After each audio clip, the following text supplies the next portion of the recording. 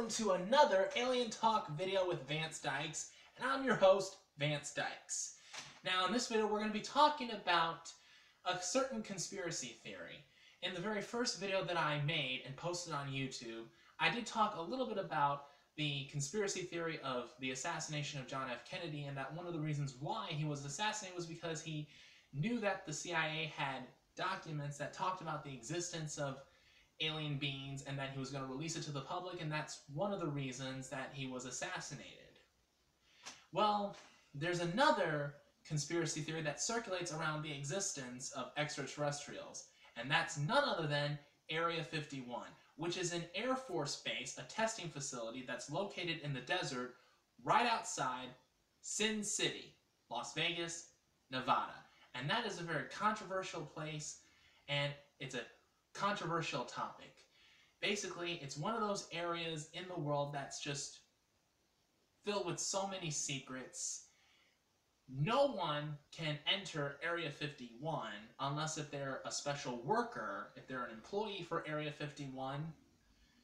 And of course, it's been speculated that you can actually get permission from whoever runs the place to take a tour of the area, but you're usually denied access. So unless if you're a very special person, you cannot get into Area 51. And Area 51 has been featured on certain shows such as Conspiracy Theory with Jesse Ventura, and, I hope I pronounce his name right, Brad Meltzer's Decoded. And actually what we're going to talk about in this video is about a certain phone call that was made to a radio talk show, which I think is called the Art Bell Show. And this very frantic call came from supposedly an ex-employee for Area 51. He's known as the Area 51 caller. And the call was made on September 11th in 1997. And basically, this guy calls the Art Bell Show, and he sounds like he's being chased by somebody and that he temporarily got away from them. And he's got this tone in his voice like he doesn't know if he's being watched. He doesn't know if he really lost whoever it was that was chasing him. And he doesn't know if he's just going to be snatched from the phone anytime soon. So, and he's basically talking to Art about these aliens, how they're not really extraterrestrial beings, but rather they are extra-dimensional beings. Like, they don't come from other parts of the universe, they come from another universe, another dimension. And that they were made contact with by some sort of space program employee, I think known as a Procuser? I think that's how you pronounce it. I'm very sorry. There are certain words that I just have a hard time pronouncing.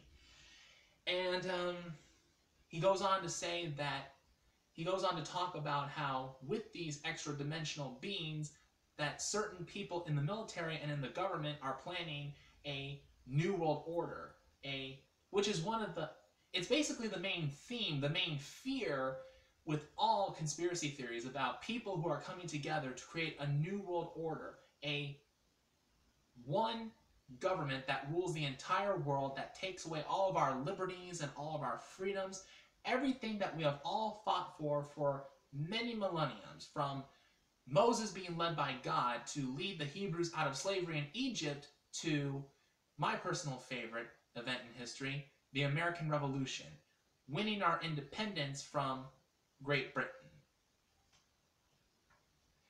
So he's going on to say about how these extra-dimensional beings are working with these corrupt politicians, these corrupt military officers that are trying to create a new world order, starting by knowing that there are some safe places to hide people when the end of the world comes, but they're not doing that. They're willing to let a majority of people die so that it's easy to control the remaining survivors. Very, very far out stuff. Here's something interesting. What took place that night, during that frantic phone call, the Art Bell Show lost all transmission. What they said was a satellite was either shot down or it just lost signal basically the radio stations lost contact with the satellite that was out in outer space.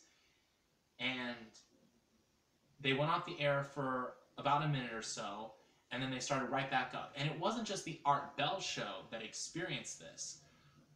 About 499 other radio stations throughout the country experienced this loss of transmission. Cover up. Here's the irony about this whole thing. It was a hoax, you know.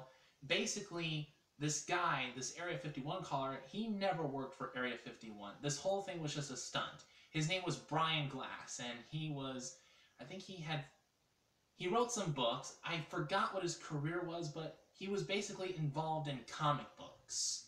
So he made this. Actually, Art Bell knew about this too. It was basically a publicity stunt that they were pulling on the radio show that night. So nothing about that was real, except when they lost the transmission, which I find very interesting and nerve-wracking, because I just got a message on my tablet. I'll worry about that later. But anyway, if the whole thing was a hoax, then why did they lose transmission? It was probably a coincidence, but most conspiracy theorists would say that, you know, this Area 51 caller was authentic. He really was a worker for Area 51 who was trying to give knowledge, information about what was going on there, and the government just shut down all transmission to make sure that the information would not get out there. And when this guy called about a year later, April 22nd, 1998, to confess that the whole thing was a hoax, people say that he only did that because he was caught by the officials of Area 51, and they told him that he better confess that he was lying or they may do something terrible to him. So it's speculated. So I'm not exactly sure if that's true or not, but one thing is for sure. Something very unusual was going on that night.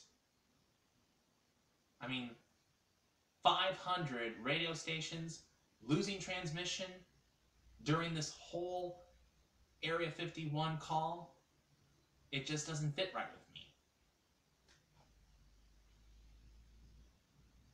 And I have a few more comments about this whole thing. Basically, you know, Area 51 has been accused of harboring alien life that has come to Earth and using their advanced technologies in our new aircraft, our new weapons that are usually found in the Air Force, in the military. That's been used for quite some time now, and I think have also been used during the war in Iraq and the war in Afghanistan. You know, I like to keep an open mind, but one of the things that I think is really going on in Area 51 is that they really are a testing facility, and they are constructing, you know, new weapons that are supposed to be used to help keep the United States of America safe, as well as the Constitution safe and protected from our enemies who would want to try and steal our liberties and actually create that one world government that conspiracy theorists have been speculating about for years.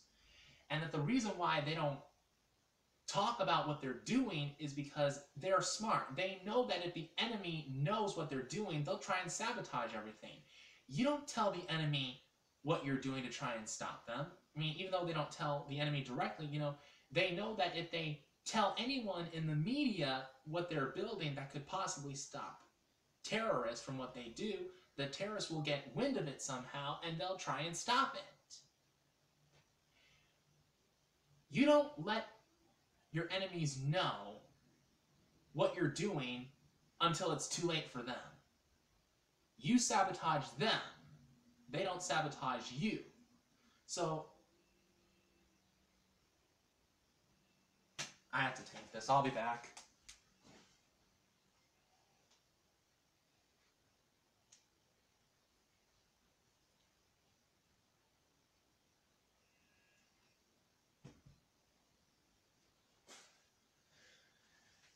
That was rude. I didn't recognize the number, so I don't even bother answering it.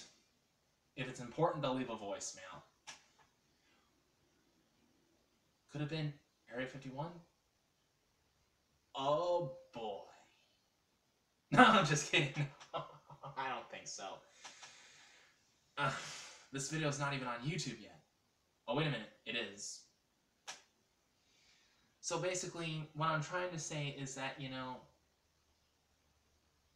we shouldn't jump to conclusion. You know, just because someone's trying to keep a secret, it doesn't mean that it's for sinister purposes. It may be for the benefit of our country, whether you believe that or not. However, I like to keep an open mind and believe that maybe it is possible that their motives are sinister, and it does have something to do with extraterrestrials. Another thing that I want to mention is that if it's true that these aliens that they have at Area 51 are not really extraterrestrials from different parts of the universe, but are actually extra-dimensional, they come from another dimension, more than likely they wouldn't be aliens. I think more than likely they would be demons. And the reason why I say that is because as a Christian, I have been taught about I've been taught the theologies, I've read the book of Revelation, I've heard about all this stuff about the Antichrist coming into the world, being this great, wonderful leader that brings peace to this world, even though he does it in certain ways that may not be orthodox or traditional, things that we would not expect. And we would say, he's the Christ, when he's actually the Antichrist. And this whole talk about New World Order being mixed in with Area 51 and all these other secret societies such as the Bilderberg Group or the Bohemian Club. This whole conspiracy theory about New World Order, that if any conspiracy theory is true about Area 51, and these are actually extra-dimensional beings instead of extraterrestrial beings, they're not really aliens, they are actually demons and evil spirits influencing them to make certain decisions that may not be beneficial for us, both earthly and spiritually, but also, I just totally lost my train of thought. The aliens, they sucked out my brain! I'm just kidding. So basically, yeah. It could be demons that are influencing them to make decisions to lead America down a path, not just America, but the whole world down a path that would actually fulfill the prophecies in Revelations. So, that's just some food for thought, you know? I still believe in the existence of extraterrestrials. I do believe that it's possible that that Area 51 could be harboring extraterrestrials, and if they're really extra-dimensional, then they're not really space aliens, they're evil demons, evil spirits. So, that's just something to think about. Thank you for joining me on this special video of Alien Talk. I'm Vance Dykes. God bless, and Godspeed.